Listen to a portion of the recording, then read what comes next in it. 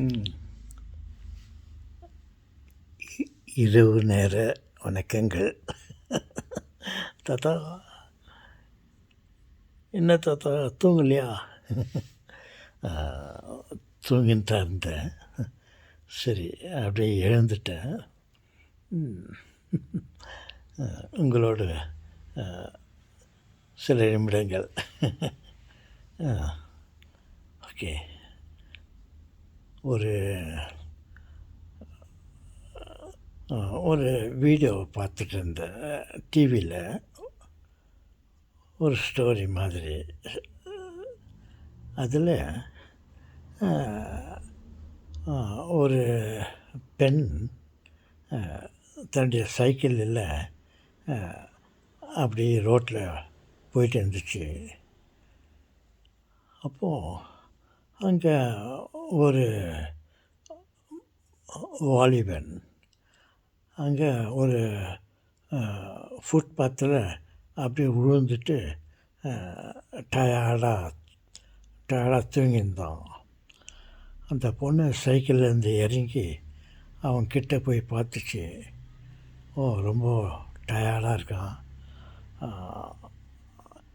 சரி இவனுக்கு ஏதாவது உதவி செய்யலாமேன்னு சொல்லிவிட்டு இதனுடைய சைக்கிளில் இதை சாப்பிட்றதுக்கு ஏதோ சில பொருட்கள் இருந்தது. அந்த உணவுப் பொருட்களை அவனுடைய தலை கட்ட வச்சுட்டு அந்த பொண்ணு போயிடுச்சு. போயின்னு இருக்கும்போது கொஞ்சம் தூரம் போனோன்னே அந்த ஒரு கல் தடுக்கி அந்த சைக்கிள் இருந்து அந்த பொண்ணு கீழே விழுந்துச்சு. கீழே விழுந்துட்டு பார்த்தா தலையில் பயங்கரமாக அடிபட்டு இருந்துச்சு. கால்லெல்லாம் அடி பலமாக இருந்தது. அப்பொழுது அந்த அந்த ஏழை வாலிபன் அப்படியே எழுந்துட்டு தன்னை சுதாரித்து கொண்டு அப்படியே வந்துட்டு இருந்தான்.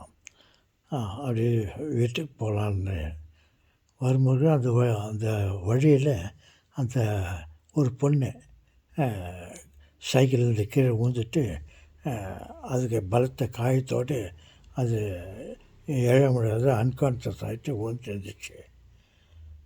இவன் பார்த்துட்டு யாருமே இல்லை அந்த இரவு நேரத்தில். அந்த பொண்ணு மட்டும் தனியாக விழுந்துட்டு இருந்துச்சு. அவன் இப்படியா அப்படியே நாலு பக்கமாக பார்த்தான், யாரும் இல்லை உதவி செய்கிறவங்க. சரி இவனை அந்த பொண்ணை அப்படி எழுப்புனான். அந்த பொண்ணு எழ முடியல, அன்கான்ஷியஸாக இருந்துச்சு.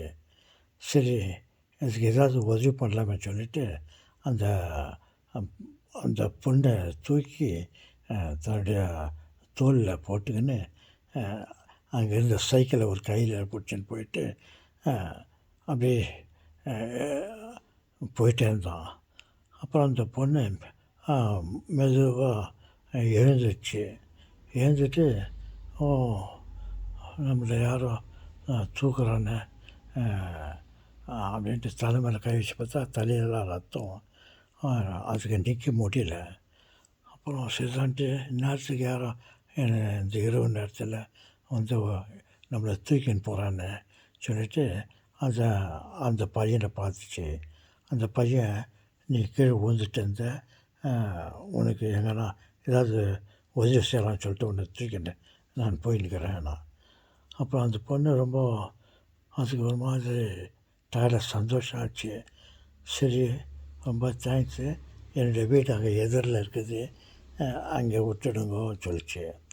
அப்புறம் இந்த பையன் தூக்கிட்டு போயிட்டு அந்த வீட்டில் விட்டுட்டான். விட்டுட்ட பிறகு அப்புறம் அந்த பொண்ணு மெதுவாக அது சுதாரிச்சுக்கின்னு அதுக்கு கொஞ்சம் தண்ணி கிண்ணி கொடுத்தான். அப்புறம் அந்த பொண்ணு கொஞ்சம் தெளிவாச்சு. தெளிவாகிட்டோன்னே அப்படியே பார்த்துச்சு அந்த பையனை.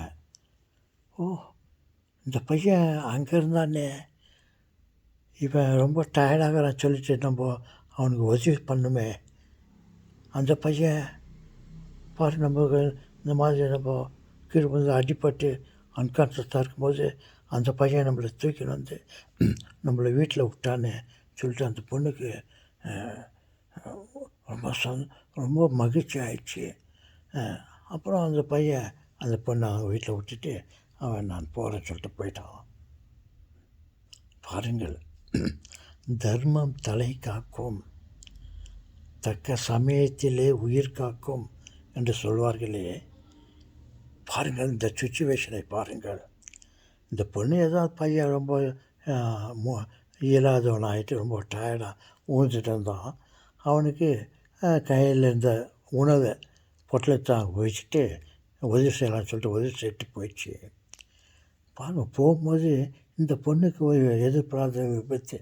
சைக்கிள்லேருந்து ஒரு கல் தடுக்கி கீழே வந்து அன்கான்ஷியஸ் ஆகிட்டு இருந்துச்சு.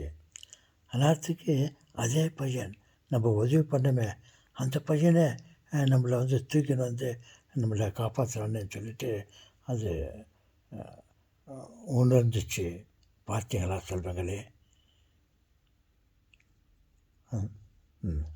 தர்மம் தலை காக்கும் என்று சொல்லுகிறார்களே. பாருங்கள், அந்த பையனுக்கு அப்போ தான் உதவி செய்துட்டு வந்துச்சு. அந்த இருட்டு நேரத்தில் சைக்கிள் இருக்கிற வந்து அது அன்கான்ஷியஸ் ஆகிட்டு பயங்கரமான நிலையில் இருந்துச்சு. பாருங்கள், அதே பையன் வந்து இந்த பொண்ணை பார்த்துட்டு, யாரும் அந்த பையனுக்கு தெரியாது நமக்கு உதவி செய்துச்சு பொண்ணுன்னு. அவன் நல்லா தூங்கிட்டு இருந்தான். இந்த பொண்ணு அதுக்கு தேவையான சாப்பாட்டை அரைச்சி வச்சுட்டு வந்துடுச்சு. ஆனால் இந்த பொண்ணை தெரிஞ்சுக்கிச்சு, நம்ம உதவி பண்ணிட்டு வந்தோமே, அவன் நம்மளுக்கு உதவி பண்ணான். நேரத்துக்கு அந்த காட்டில் இவன் வந்து நம்மளை நமக்கு தண்ணி கண்ணி கொடுத்து ஏதோ நம்மளை காப்பாற்றி வீட்டில் வந்து விட்டானே. அவன் இல்லாததாக்கா அந்த இரவு போது நம்ம காட்டில் இருந்துக்குமே, பாம்பு பள்ளி ஏதாவது நமக்கு தொந்து கொடுத்துக்குமே, இல்லை மற்றவர்களால் நமக்கு ஏதாவது இன்னல்கள் ஏற்பட்டிருக்குமே, இப்போ வந்து நம்மளை காப்பாற்றுறேன்னு சொல்லிட்டு இந்த பொண்ணு கடவுளுக்கு நன்றி செலுத்தின இருந்திருக்கலாம்னு நினைக்கிறேன். பாருங்கள், இப்போது அந்த வீடியோவை பார்த்து நிறுத்திட்டு, சரி உங்களோடு இந்த சம்பவத்தை இந்த உங்கள்கிட்ட சொல்லலாம்னு சொல்லிட்டு நான் சொல்கிறேன். ஏதோ ஒரு வீடியோ போட்டு கதை ஓடி இருந்துச்சு. அதில் இந்த சுச்சுவேஷனை பாருங்க. நம்ம வந்து ஒருத்தருக்கு உதவி செய்தால் நமக்கு கஷ்டமான சமயத்தில் நமக்கு உதவி பெற்று கிடைச்சது பாருங்க. அதனால் நம்ம எந்த ஒரு பிரீத்தி பலனையும் எதிர்பார்க்காம நம்ம ஒருத்தருக்கு ஒருத்தர் உதவி செய்தால் நல்லது. அவர்கள் நமக்கு வந்து மறு உதவி செய்வார்களை, ரிட்டர்ன் தேங்க்ஸ் மாதிரி இதை செய்வார்கள் என்று எதிர்பார்க்கக்கூடாது.